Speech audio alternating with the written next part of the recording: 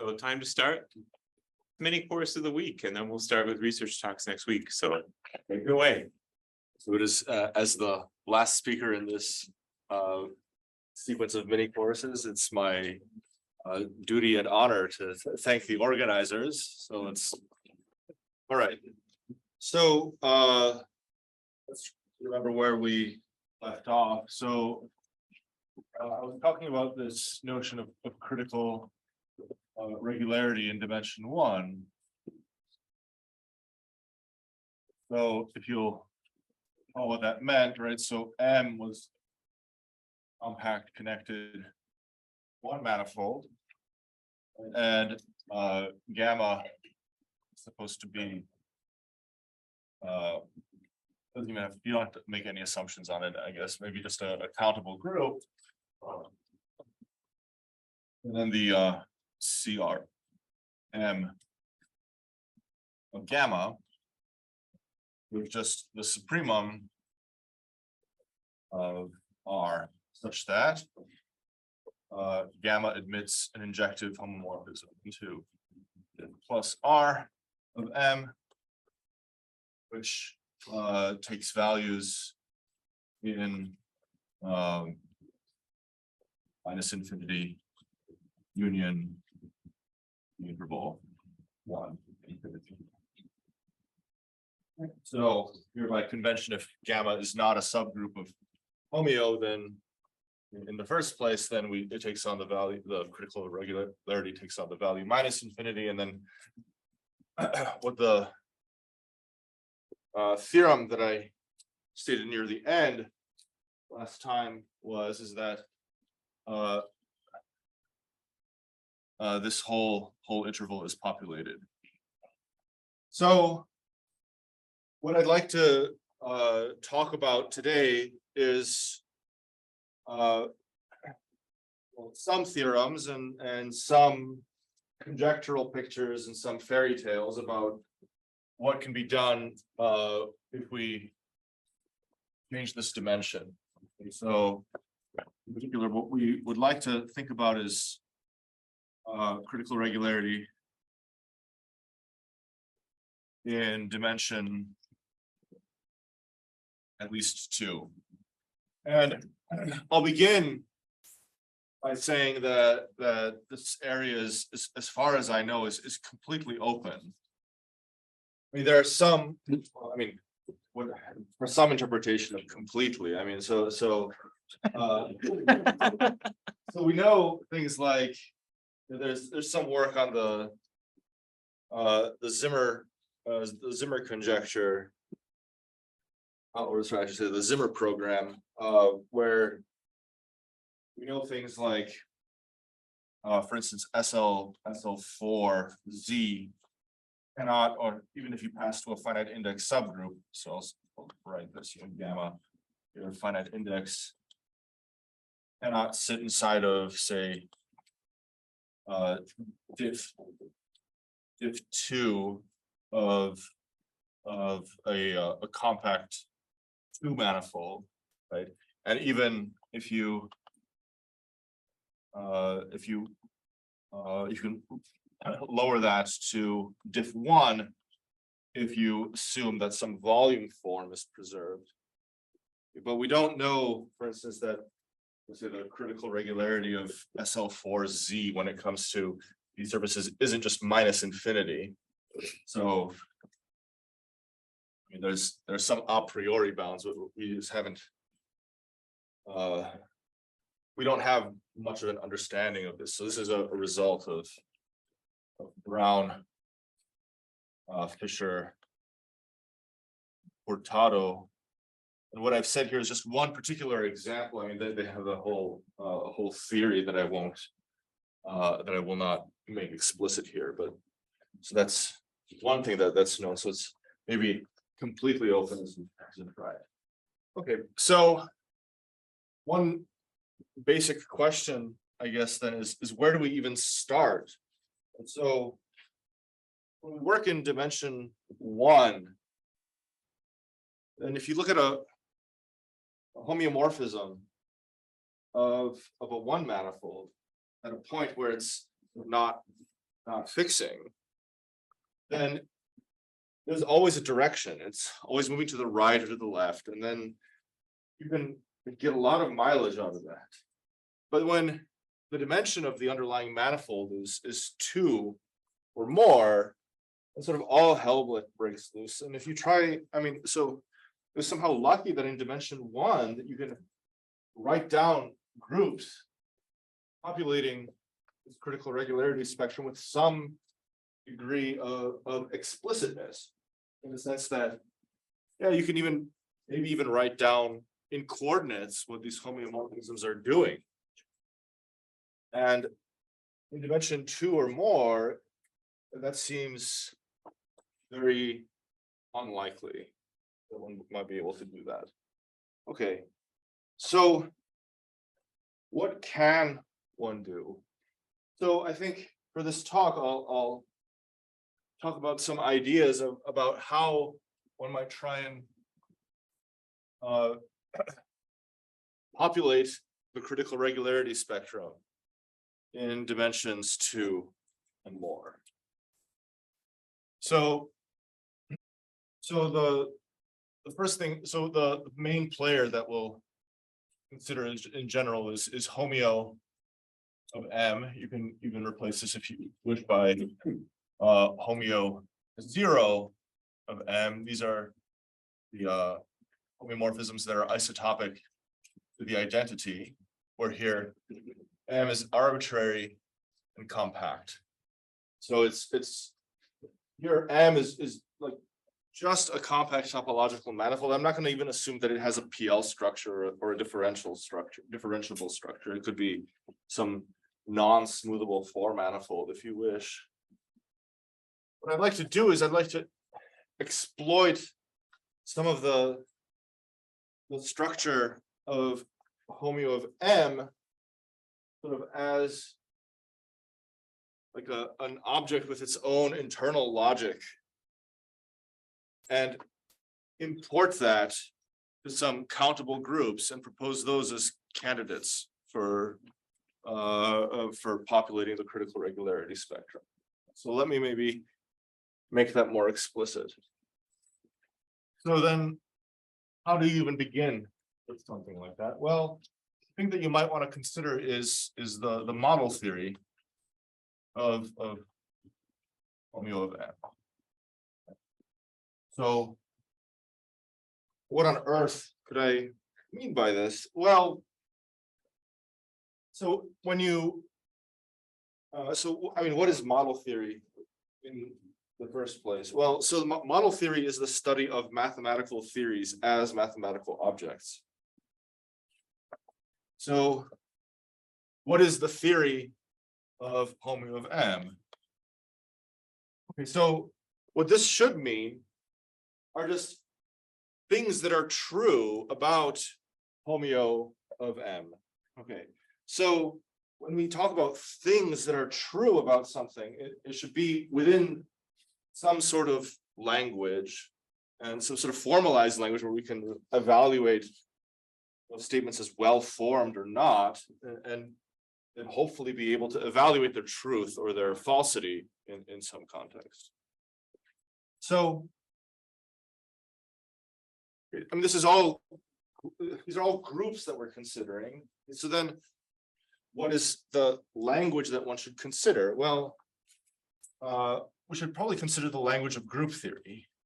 So what is this? So this is some sort of formal language that we, like if you've ever studied, taken like an introductory course on mathematical logic, this is a logic for this is a language for talking about groups as mathematical structures and for analyzing their theories, for making formal statements about them. Okay, so what is the language of group theory? Well, any language consists of logical symbols and non-logical symbols. And then the non-logical symbols, well, for me, will just be two things. There's the multiplication operation. So it's just some binary operation that takes two elements in the underlying structure and spits out a third one. And generally, we interpret that as just the group operation. And a constant symbol 1, which is generally interpreted as the identity element. And so this is just some binary operation, and this is the a constant.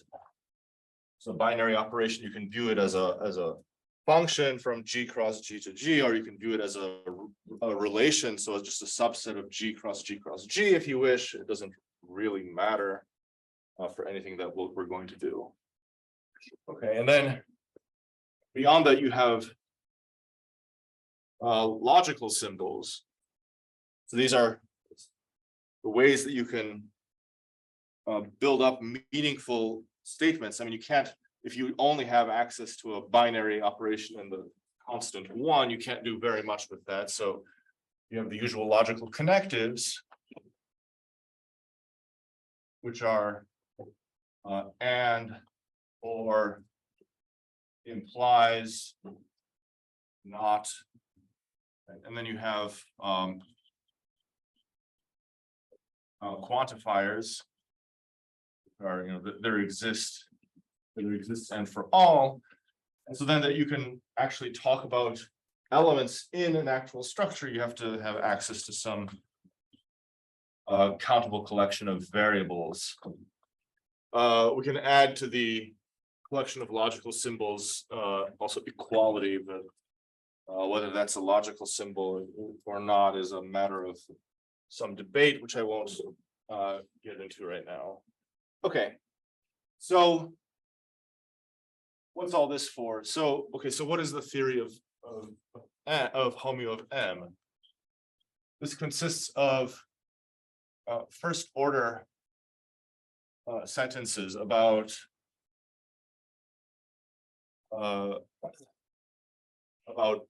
homeo of M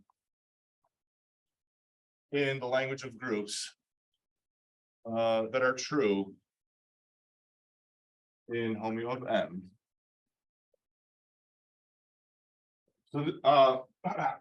So maybe there are some things that I should say in terms of definition. Okay, so maybe first order and also sentence. So the first order is just a restriction on what variables can be, and consequently what the scope of quantifiers can be. So first order,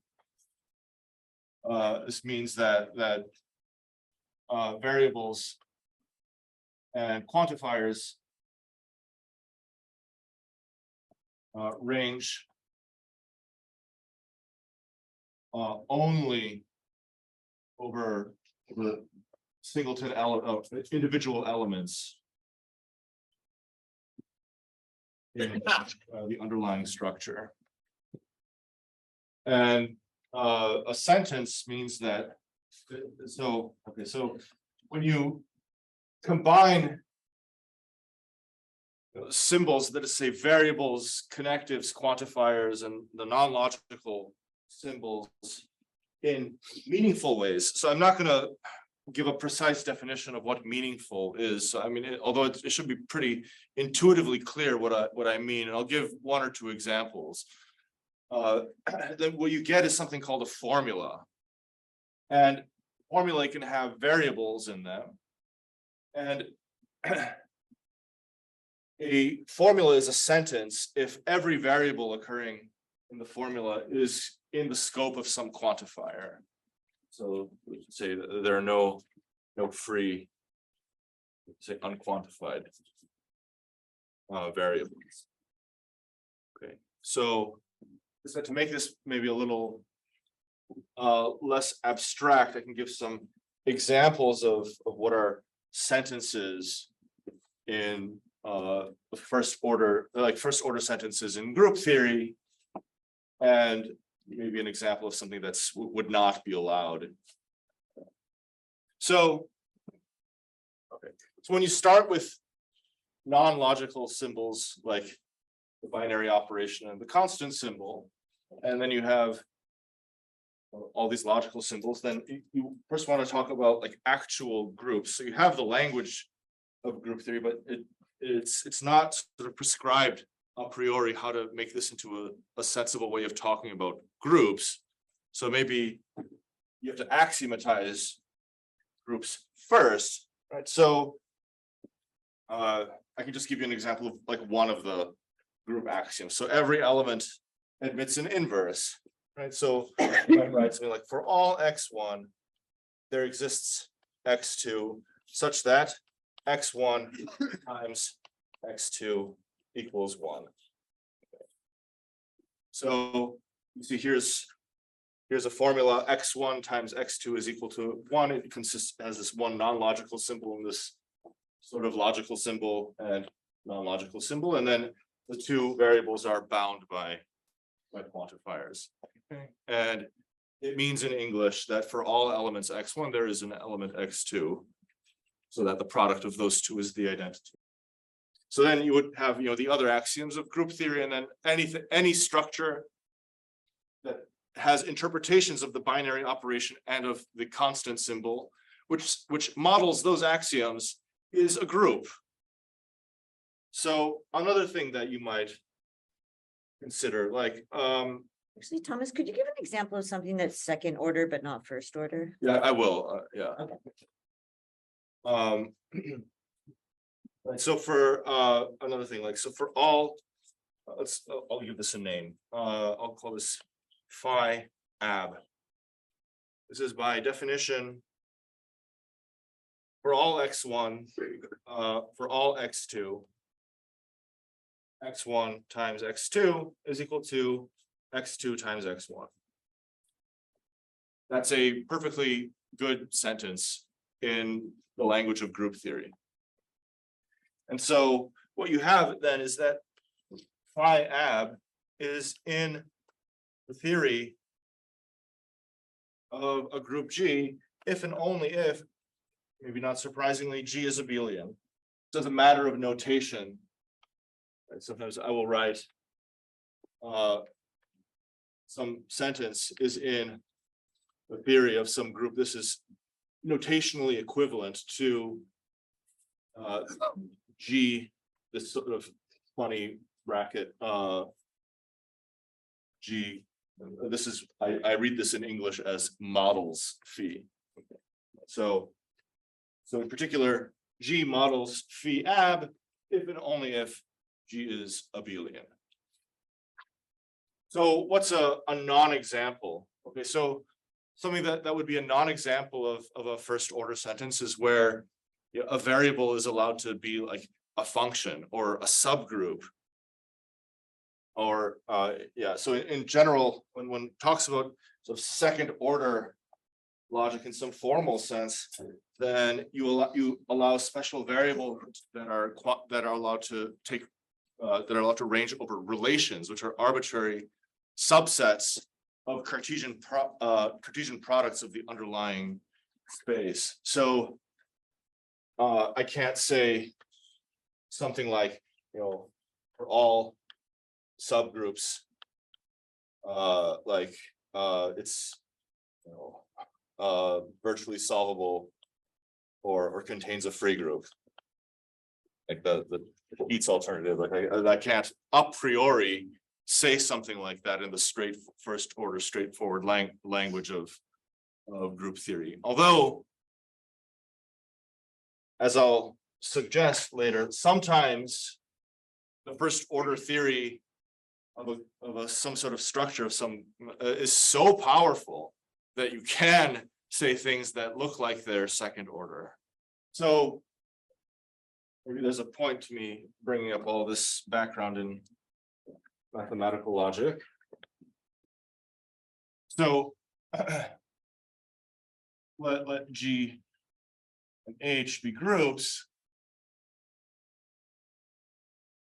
And so I'll write G 3 bars like that, H, and this is read as G is elementarily equivalent to H. By definition, if and only if the theory of G is equal to the theory of H. So this is some, it's pretty easy to see that this is an equivalence relation on groups. I mean, so there's nothing special about groups. I mean, you could talk about this for structures over in any language. Because we're talking about groups, I'll just restrict my discussion to them. Some sort of equivalence relation on groups, which is weaker than isomorphism. So clearly, two groups that are isomorphic to each other are going to be elementarily equivalent because you simply, you use the isomorphism to rename letters in one group by to be letters in the other group, and so that you push forward the theory by an isomorphism. To prove to that you can have non-isomorphic groups that are elementarily equivalent is quite deep, and I mean, one particular example is Duda's Lil Sella. So I think I hope I'm not screwing this up, but I think he proved that F2 and F3 are elementarily equivalent to each other. The free group on 2 generators and the 3 generators, but they're not isomorphic to each other. So why care about that? Well, so elementary equivalence plus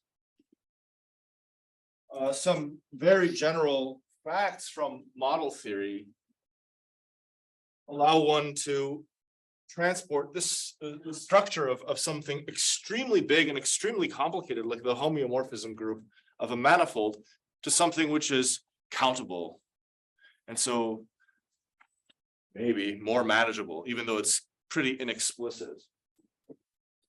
So this is technically a consequence of something called the downward Löwenheim-Skolem theorem. So again, this is a completely general theorem from model theory, and I won't state it in its full generality. I'll just say what the consequence is. So what it says is that there exists a countable group gamma M is a subgroup of homeo of M, such that gamma of M is elementarily equivalent to homeo of M. What version of the downward Skolem theorem are you using here? Because the version the statement I know would say there exists. I don't see subgroup coming in. Well, you can always assume that it's an elementary substructure, because you just take witnesses in homeo of M of all the existential statements, and then I think there's a Okay. so you can always assume that it's an elementary substructure. Okay, great.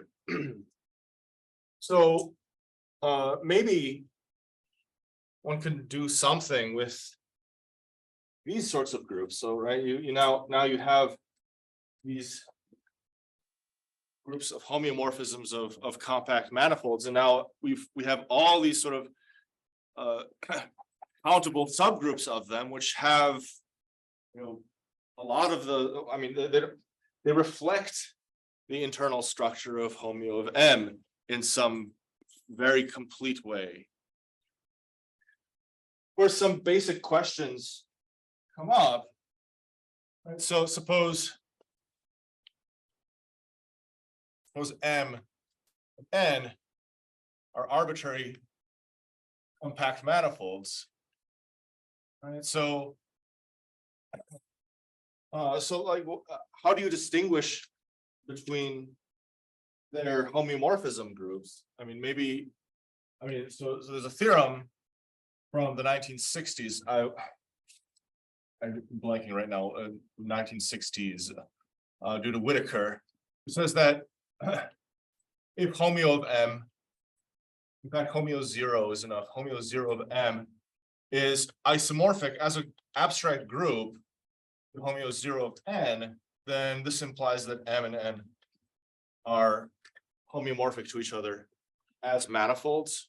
In fact, proves a lot more. He actually proves that there's a homeomorphism from M to N, which induces the isomorphism of homeomorphism groups. But I mean, what if you have two non-homeomorphic manifolds that suddenly have elementarily equivalent homeomorphism groups?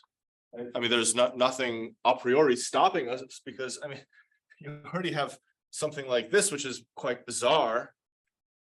And the elementary equivalence relation is a very, very hard thing to check, because it's usually infinitely many things to check. You can't make some sort of surjectivity, injectivity checks and then just conclude. Sorry, I missed what kind of isomorphism is it between M and N? Homeomorphism. I thought I heard that, but I wasn't sure. Okay. Yeah. So turns out that that's actually not a problem. Okay, so there's a theorem due to Kim and these people, Nuez Gonzalez and some person that says that so if homeo, in fact, homeo 0 of M is elementarily equivalent to homeo of N, then this implies that M and N are homeomorphic as manifolds. But in fact, you can actually conclude something much stronger. So there exists a phi sub M in the theory of homeo of M, such that if homeo of N, all these homeos can be replaced by zeros. I'm not going to write them over and over. M is. Rodney, what homeo 0 is? Just homeomorphisms that are isotopic to the identity. So it's the identity component of the topological group. All right. So in particular, there's like one particular sentence in the theory of homeomorphism group that nails down that manifold up to homeomorphism. And so in particular, we have that all these groups are. Yes. So, can you say briefly how you get such a phi sub M? I mean, why you would have believed it was true and how you find it? Well, why we believed it was true is a funny story. So there was there's a paper from the late 80s by Matatyahu Rubin, whose, I guess, work has been sort of bubbling below the surface in a lot of these talks, not just mine, but I think a lot of the other ones too. So he was very interested in recovering spaces or objects from their automorphism groups. And so he made this claim in a paper that appeared in Transactions of the AMS that says that if two homeomorphism groups of arbitrary manifolds are elementarily equivalent to each other, then the underlying manifolds are homeomorphic to each other. And he said, well, that's true if you assume that like V equals L. So the Gödel constructibility is this sort of, it's an extension of ZFC, the type of set theory that you have to use. Well, I'll talk about set theory a little bit later. Yeah, so he said that this is something that's true. And before I saw that paper, we've been struggling with, just trying to get some theorem like this, just for like compact 2 manifolds and like compact 3 manifolds. And then, well, we saw that nothing resembling a proof of this theorem ever appeared anywhere in the literature, and no, certainly not of Rubin's, and he's no longer with us, unfortunately, so we couldn't ask him directly. But unfortunately, Rubin was what he said there is false, because if you take the homeomorphisms of the real line and homeomorphisms of the closed interval, those are isomorphic as groups, but the two manifolds aren't homeomorphic to each other. So there's some modification that has to be made there.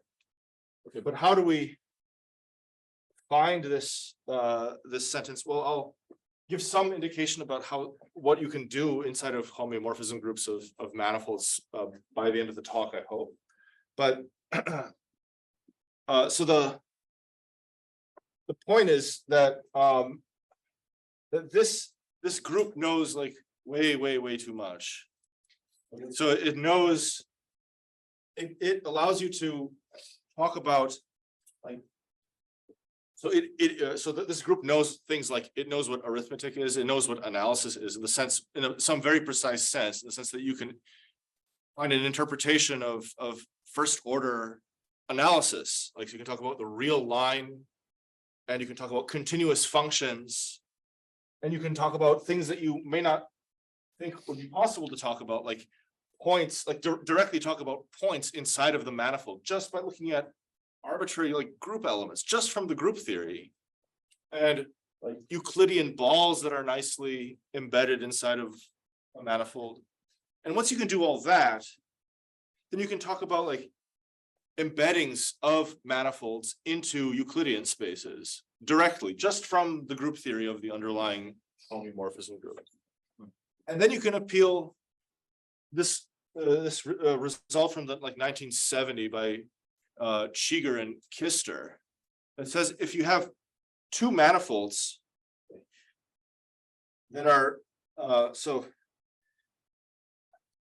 this is a slight lie, but so two manifolds that are embedded into the same Euclidean space of manifolds of the same dimension, and the embeddings are close enough to each other, then in sort of the uniform distance, then the two manifolds are homeomorphic to each other. So the exact statement is slightly more complicated than that, and I'm not going to say it right now just for the sake of time, but you can express things like that. So then you can just say, well, look, if I'm M, then I can just say I have an embedding into Euclidean space like this, and also here's like a finite approximation that you have to be like within epsilon/2 of this for some like pretty explicit epsilon. And then if you're N, you just ask yourself, do you admit an embedding into Euclidean space that's close enough to this finite approximation? And if the answer is yes, then you're homeomorphic to M. So that's more or less how the proof of that goes. So this phi sub M in that sense is actually explicit. Like you could write it down, but I wouldn't want to. I mean, you could write it down for the circle or for the interval pretty like very explicitly. But dimension one is special, as we've been saying all week. Yes. Is the group of diffeomorphism definable? Right. So yes, I'm getting there. Yeah. Oh, yeah. Very good. Yeah. So that's so right. So these are very complicated but explicit things. Right. So now we can make some conjectures, maybe like so let M and N be compact manifolds, same dimension. Here's a conjecture. I don't know how to I have an idea of how to prove it, but I haven't been able to do it yet. So if M is not homeomorphic N, and gamma of M is elementarily equivalent homo of M, then gamma M cannot sit inside of homo of N. That is a conjecture, that is not a theorem. But as I said, a lot of this talk will be sort of conjectural pictures of what one can do. So if you could prove something like this, then you would get maybe not a finitely generated, but a countable group that's say torsion free and doesn't act by homeomorphisms on the sphere or on the torus. Maybe you want You want M to be like a submanifold of. Yeah, maybe let's have them be closed. Yeah, just to be safe, yeah. Good point. That's some sort of conjecture that might be true. I mean, so. One thing that you might might try and do is like, well, so.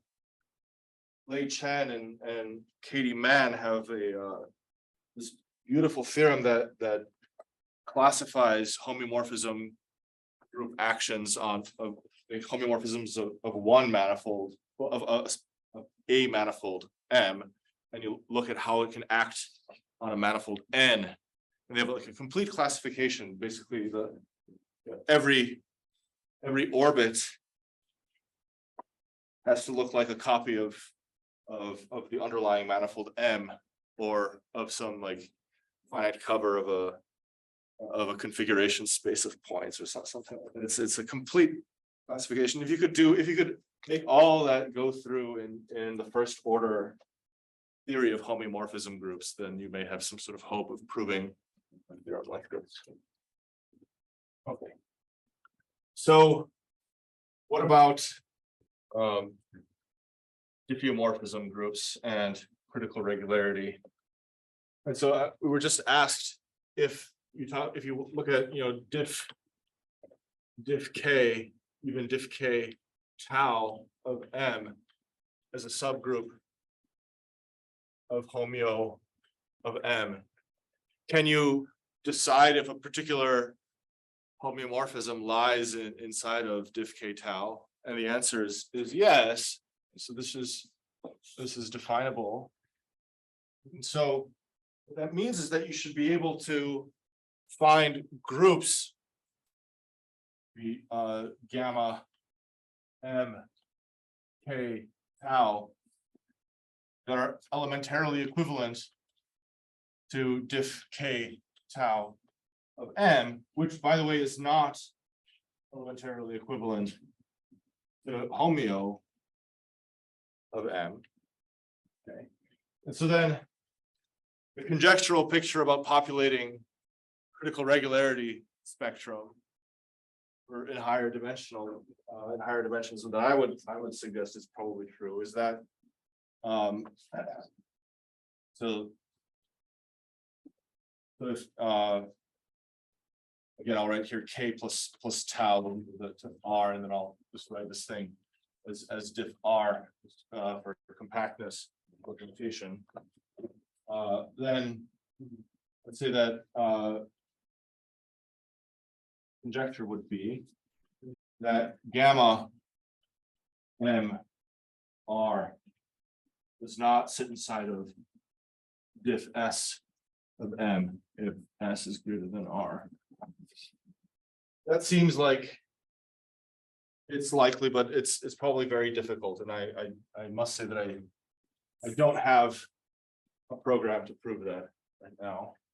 Then maybe in the remaining time, and say some things about like how obscenely powerful the homeomorphism group the first order expressibility of the homeomorphism group of a manifold really is. Big things you can define in homeomorphism groups. So, I said when I was talking about like the distinction between first and second order logic is that sometimes like you have things that are a priori appear to be second order, which in reality are not, because the first order expressibility in the underlying structure is so powerful. So one such thing might be like you have some structure. Can you talk about arbitrary, finite subsets of it, or sequences of elements there, or if you want to be very ambitious, like sequences of elements there, or sequences of elements there, and so on. So it turns out that you can do all of that in homeomorphism groups. So you can define finite tuples. So those are more structure than just a finite subset. That's that's a finite subset that's ordered. You can do finite tuples of tuples. And then you can also do of tuples to the n for all n. So these are called hereditarily finite subsets. Of elements inside of homeo. Okay. Yeah. Tuples. Wait, so are we, because you said that like relations got you into second order logic? Is this now in second order logic? This is in first order. You can define in first order. This is that powerful. This is not supposed to be obvious at all. Okay, good. You can even replace tuples here with sequences if you want. So that you can replace finite by hereditarily sequential subsets of homeo. Yes. You see, you can define finite sequences of element that's for a fixed n or just across n. So so you can. For the first one. Oh. No, it's you can simply say this thing. So you write down like one formula and you say anything that satisfies this formula actually encodes some finite sequence of yes. And by extracting a little bit more data from it, you can say how many there were. So this is all really, I mean, it's all an exercise in coding and translation. So this by itself might sound kind of dry and boring, but it turns out that you can do sort of a lot of strange group theory once you have this power. So here are some facts. So here's a theorem that there exists a sentence, say formula. I'll write it P sub free n, right? Depending only on n, which is the dimension of M, such that for all G1 and G2 in homeo of M, we have that P free n of G1, G2, if and only if the subgroup generated by G1 and G2 is free. This is just a sample. I mean, you can say like much more complicated things than just free subgroups. So I mean, I was thinking about this sort of theorem because I spent a large part of my life trying to look at particular pairs of homeomorphisms and try to figure out what subgroup they generate up to isomorphism. Well, it turns out that for a lot of nice groups, you can just have like one sentence or one formula that cuts out pairs that generate that particular isomorphism type of groups.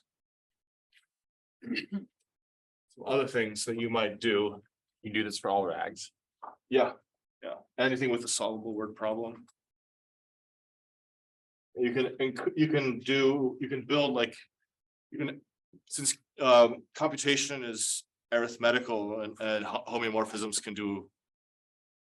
groups can do arithmetic, then you can do anything that's computable inside of a homeomorphism group.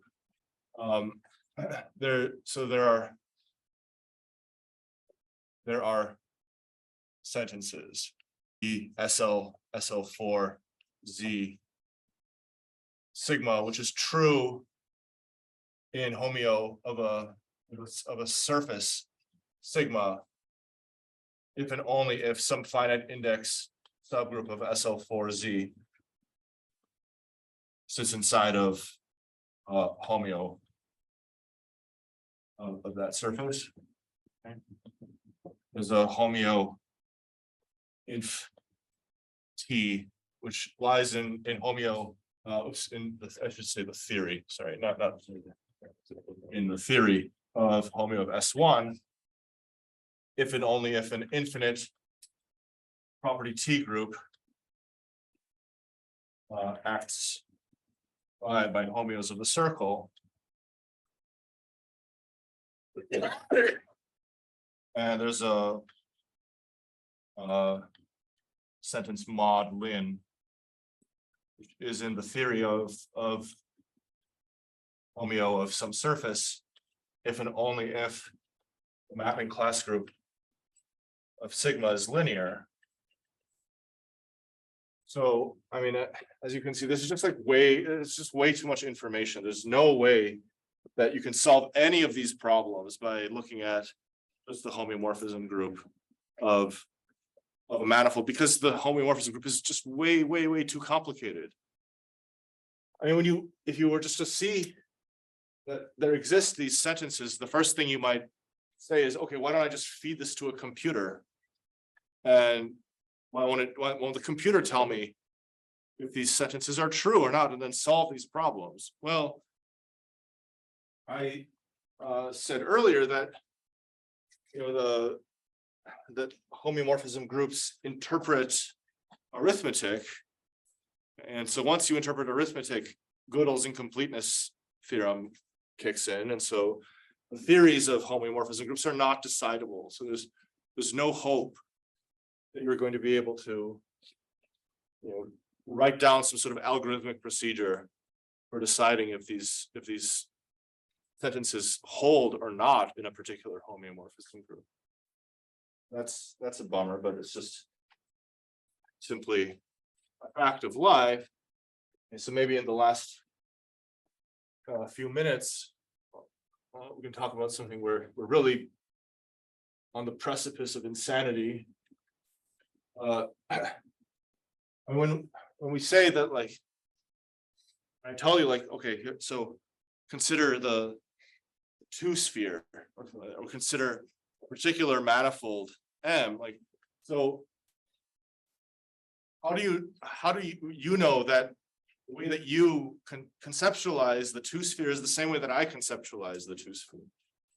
So how do we even know that we're talking about the same thing?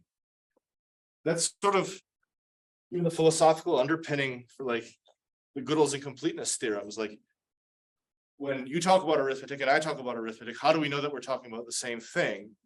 So we only know that we're talking about the same thing insofar as we formalize the theory and agree on these compact linguistic encodings of what we accept to be true and what counts as formal consequence and what doesn't. I mean, so what does that have to do with anything? Well, so when we talk about the sphere, okay, so we can talk about it as, you know, cut out by some equations, right? We can talk about something like R3, and then we have a distance function there, and we talk about the origin and the points that are distance 1 from the origin. Fine, and that's some sort of definition of what the sphere is inside of, I mean, all that whole construction that I just described can be carried out inside of, like, formal axiomatic set theory. You know, the sphere itself is, I mean, it's something that we can hold in our hands, like we can touch it, like we have a very good idea that, you know, when you talk about the sphere and I talk about the sphere, we're talking about the same thing. But when you talk about homeomorphisms of the sphere and I talk about homeomorphisms of the sphere, how do we know that we're talking about the same things? So, fact that there are sentences in the language of group theory whose truth in homeo of a manifold is independent of ZFC. So there are, like, I mean, finite length symbols of strings, which are meaningful statements about groups. And whether or not these statements are true in or verifiable in the homeomorphism group of some manifold depends on what set theory you use. And so that's very bad, yes. The fixed does it work for any manifold M, or is there one manifold for which this construction is? So you can certainly build one for every manifold. Whether it's the same sentence for every manifold, I'm not sure. But for certain, you can, but I think probably yes. I'll just end with a funny little anecdotes. Okay, so there's this outstanding question about the amenability of Thompson's group F. So there have been a lot of proofs claiming to prove amenability or non-amenability, and it's gone back and forth quite a bit. And so there's this faculty member at Binghamton named Matt Bryn, who he likes to say that he's always a contrarian. So whatever is being claimed, he says, well, he's always going to claim the opposite. So when people were saying that, oh yeah, F is definitely amenable, he says, I think it's not amenable, and the other way around. And then when people were claiming both, when they were competing claims, he just says, well, I think it's independent of ZFC. And the thing is, he might be right. I mean, you can encode amenability of F inside of homeomorphism groups. So maybe it is independent of ZFC. I don't know. But anyway, I'll stop here. Questions? So like one of the weird paradoxes in the world of ZFC, if you decide to run all this in some countable model, you get into that same group of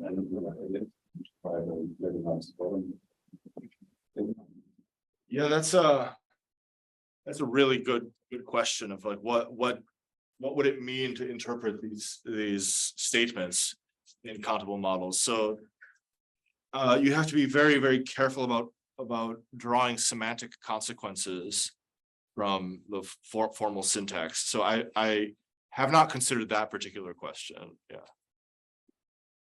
I mean, I guess because like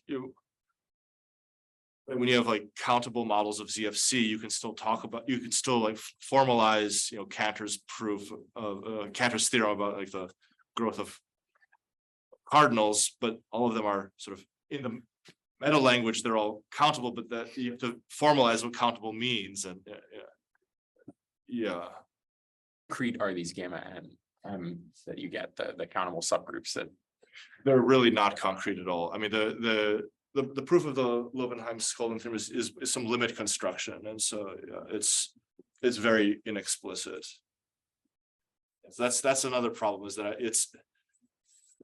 you get this thing for free at the expense of not knowing what it is. Is amenability first order theory of groups? So it's not a priori. So what I was writing here about like finite tuples and all that, and once you can interpret hereditarily finite sets, and once you can interpret enough arithmetic, then the theory that you have interprets something called weak second order logic, in which case amenability is then accessible. So that's secretly what I'm talking about here. Let's see. So a priori no, but at least for homeomorphism groups, then it is. yes, for if I take even I think a countable group of homeomorphisms. Yeah. Any other questions? Since last statement also a theorem of Kim Kardashian. Yes. Well, Kim Kardashian and Javier. Yeah. Okay, let's thank the speaker one more time and